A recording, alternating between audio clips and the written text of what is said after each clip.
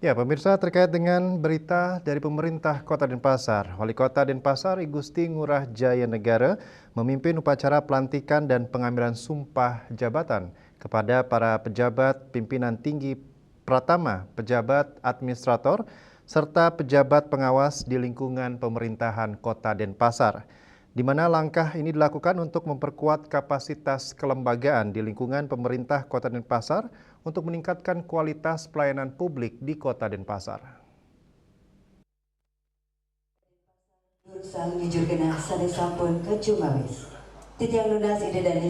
Upacara pelantikan dan pengambilan sumpah jabatan berlangsung khidmat di Gedung Graha Swaka Dharma, Lumintang, Denpasar. Acara dipimpin langsung oleh Wali Kota Denpasar, I Gusti Ngurah Jaya Negara, didampingi Wakil Wali Kota Denpasar, IKD Agus Arya Wibawa, serta Sekretaris Daerah Kota Denpasar, I Gusti Ngurah Edi Mulya, beserta para istri.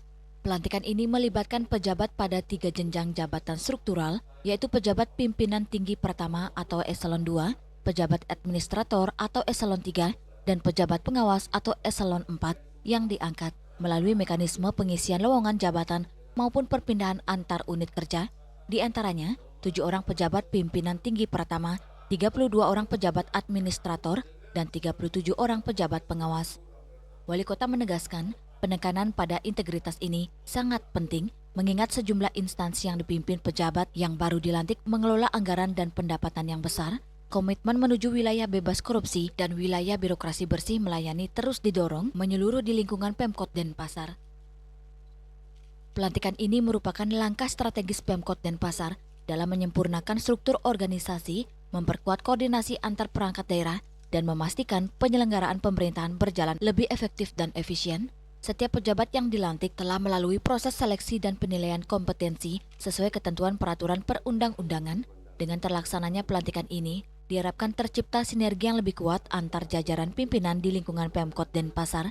Para pejabat yang baru dilantik diharapkan segera beradaptasi, memahami tugas pokok dan fungsi, serta langsung bekerja mewujudkan program-program prioritas pembangunan Kota Denpasar.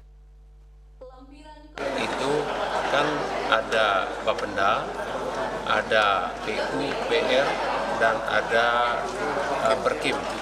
Dan kebetulan PUP dan Perkim ini kan pengelola dana anggaran yang cukup besar, sedangkan Bapenda yang penghasil. Nah, untuk itulah kita kan penekanannya pada integritas, yang mana itu ditetapkan setelah ini akan menandatangani fakta integritas dan juga akan menetapkan pencanangan zona integritas. Dia baik menuju BPK maupun BBM itu wajib. Kalau Bapendanya sudah, sekarang tinggal PU, Dinas Kesehatan, Dinas Pendidikan, dan PUTR. Kita akan pencanangan serta integritas menuju wilayah bebas korupsi karena di sana pengguna anggarannya besar. Itu sih pada intinya win daripada perang. Seluruh pejabat yang baru dilantik juga diharapkan dapat mengemban amanah dengan sebaik-baiknya, memberikan pelayanan terbaik bagi masyarakat Denpasar, serta menjaga nama baik institusi dan diri sendiri. Dari Denpasar, Ari Wiratmaja melaporkan.